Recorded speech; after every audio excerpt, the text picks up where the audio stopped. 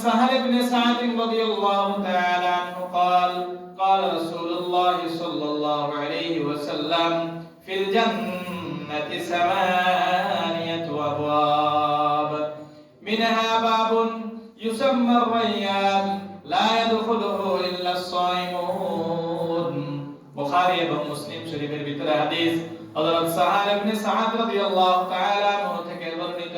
তিনি ইরশাদ করেন, রাসূলুল্লাহ সাল্লাল্লাহু আলাইহি ওয়াসাল্লাম বলেন, জান্নাতের মধ্যে 8টা দরজা আছে।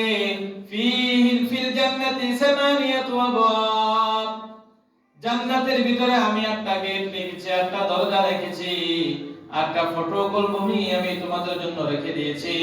ওই ভূমিগুলোর ভিতরে মিনহা বাবুন, ওইখানের ভিতরে একটা দরজা আছে, ওইখানে একটা গেট আছে, ইউসাম্মা রায়্যান, ওই গেটটার নাম হলো রায়্যান, পরিতৃপ্ত গেট। আমি ওই গেট দিয়ে প্রবেশ করাবো, লা ইয়াদখুলুহু ইল্লা সাইমুন, যারা রোজাদার, আমি আল্লাহ পাক রব্বুল আলামিন ওই রায়্যান গেট দিয়ে আমি তাদেরকে প্রবেশ করাবো। সুবহানাল্লাহ।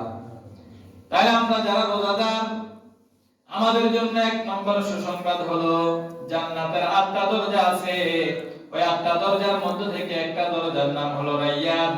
8টা গেট আছে, 8টা গেটের মধ্য থেকে একটা গেটের নাম হলো রায়্যান। রায়্যান শব্দের অর্থ হলো পরিতৃপ্ত।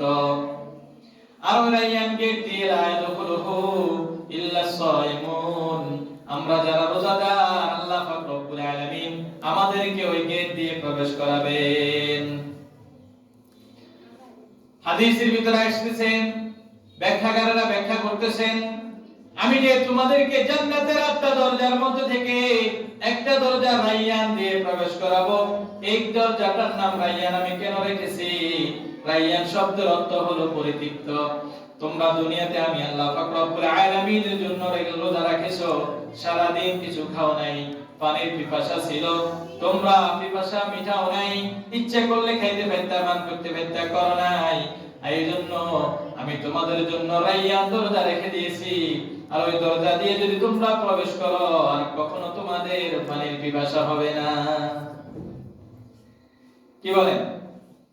যারা প্রবাসে গেছেন, বিদেশ গেছেন, একটা গেট আছে, গেট দিয়ে ঢুকলে আপনার অটোমেটিক চেকআপ। একটা যদি কোনো অবৈধ, যেটা রাষ্ট্রীয়ভাবে মানে এটা নিতে পারবেন না, ঢুকতে পারবেন না, যদি আপনার কাছে থাকে, গেট দিয়ে ঢুকলে লাভ লাগতেছে, কিক কিক কিক করে আওয়াজ দিব, ঠিক না? তো দুনিয়াতে তো আমরা দেখতেছি শরীরের সব কিছু বলি ফেলতেছি মেশিনে। তো আমার আল্লাহ পাক রব্বুল আলামিন জান্নাতের ভিতরে এমন দরজা রেখে দিয়েছেন, গেট রেখে দিয়েছেন, রোজাদারকে ডাকি বলবেন, ও আমার রোজাদার, আমার রায়্যান গেট দিয়ে প্রবেশ করো। প্রবেশ করার সাথে সাথে এমন শীতল আর পরিতৃপ্ত হয়ে যাব, আর কখনো আমাদের রোজার, কখনো আমার পানির পিপাসা হবে না।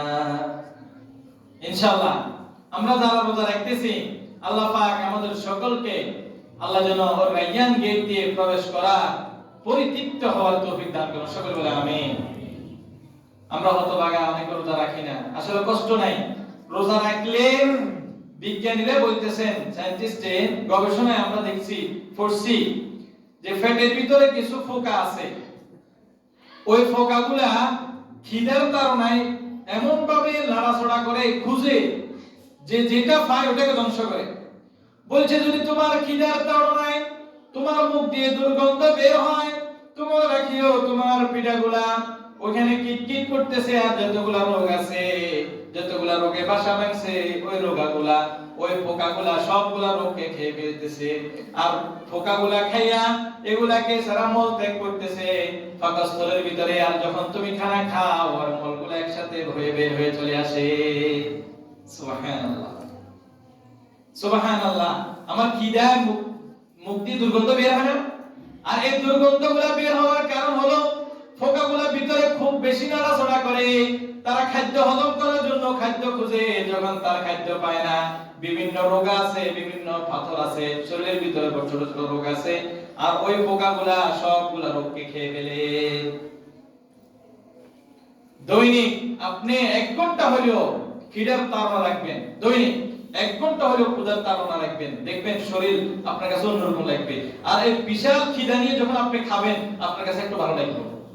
কিন্তু খিদা নাই, খান কিন্তু ভালো লাগে না, কিরকম মানে কষ্ট কষ্ট লাগে, ঠিক না?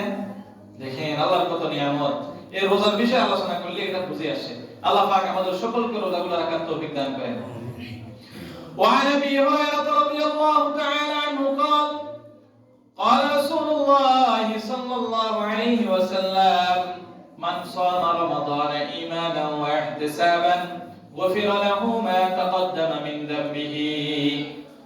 আল্লাহ পাক রব্বুল আলামিন তিনার রাসূল হযরত আবু হুরায়রা রাদিয়াল্লাহু তাআলা আনহু থেকে রওয়ায়াত তিনি ইরশাদ করেন, তিনি বলেন রাসূলুল্লাহ সাল্লাল্লাহু আলাইহি ওয়াসাল্লাম ইরশাদ করেন, মান সামা রমাদান ঈমানা, যে ব্যক্তি আল্লাহ পাক রব্বুল আলামিনের উপর বিশ্বাস করলো, কিয়ামতের উপর বিশ্বাস করলো, জান্নাত দেখে নাই, জাহান্নাম দেখে নাই, কবর দেখে নাই, হাশর ময়দান দেখে নাই, ফুলসিরাত দেখে নাই, মিজান দেখে নাই, কিন্তু আমি আল্লাহ একজন আছি যিনি আল্লাহ খালিকু কুল্লি শাই, যিনি সর্ব জগতের পৃথিবীর কুল কায়নাতের মালিক, যিনি নবমণ্ডলের মালিক, যিনি ভূমণ্ডলের মালিক, যিনি সমুদ্রের ভিতরে হাজার হাজার লক্ষ কোটি প্রকারের মাছগুলোকে খাবার হিসেবে রাখে এবং খাদ্য দেয়, জঙ্গলের ভিতরে হাজার হাজার প্রকারের পাখি পশু পাখিকে তিনি খাদ্য খাওয়া দেন, হিন্দু খ্রিস্টান বৌদ্ধ ইহুদি নাসারা সকলকে পৃথিবীর বুকে খাওয়ান, ওই আল্লাহ পাক রব্বুল আলামিনের উপর আমরা বিশ্বাস করি, যিনি সূর্যকে উঠান আবার ডুবান,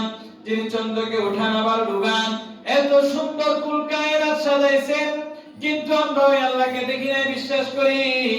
মান সামা রমাদানা ঈমানা ওয়া ইহতিসাবান, আল্লাহর উপর বিশ্বাস করে রোজা রাখলাম এবং একথা আল্লাহ রাব্বুল আলামিনের উপর আশা রাখলাম, ভরসা রাখলাম, গুফিরা লাহু মা তাকাদ্দামা মিন যামবিহি, আল্লাহ রাসূল সাল্লাল্লাহু আলাইহি ওয়াসাল্লাম বলেন আমি তোমাদের পিছলা সমস্ত সগীরা গুনাহগুলো ক্ষমা করে দিব। সুবহানাল্লাহ। আমরা রোজা রাখলাম আল্লাহকে খুশি করার জন্য। আল্লাহ বলছে বান্দা তোর বয়স অনেক হয়ে গেছে, 15 বছর থেকে শুরু করে আজকে 35 বছর পর্যন্ত গুনার কোনো শেষ নাই। বান্দা হয়তো তুমি শিরক করো নাই, তোমার এতটুকু ধারণা আছে, এতটুকু বিশ্বাস তোমার আছে, আশ্বস্ত তুমি যাও বান্দারে আমি তোমার সগীরা গুনাহ এমন ভাবে হয়ে আছে, তুমি সগীরা গুনার ভিতরে ডুবে আছো, আর এই রোজার মাধ্যমে আমার তোমার সম্পূর্ণ সগীরা গুনাহগুলো ক্ষমা করে দিলাম। সুবহানাল্লাহ। আল্লাহ পাক আমাদেরকে সঠিকভাবে রোজা রাখার তৌফিক দান করেন। ওয়ামান ক্বামা রমাদানা ঈমানান ওয়া ইহতিসাবান গুফিরা লাহু মা তাকাদ্দামা মিন যামবিহি।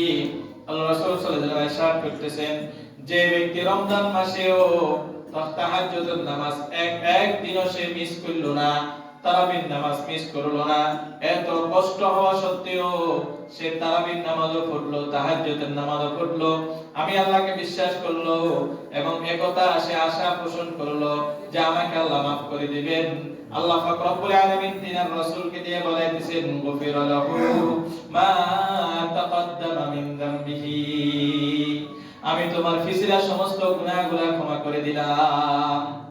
সুবহানাল্লাহ। কষ্ট করি তারাবির নামাজ পড়তেছি, ইশরার নামাজ পড়তেছি, বিতের নামাজ পড়তেছি, সুযোগ করি আবার তাহাজ্জুদের নামাজ পড়তেছি, আল্লাহ বলছেন আমার পিছলা সবগুলা গুনাহ আল্লাহ ক্ষমা করে দিবেন। ইনশাআল্লাহ আমরা রাখবো তো, চেষ্টা করবো তো যেন আমাদের মধ্যে থেকে একটা রোজাও যেন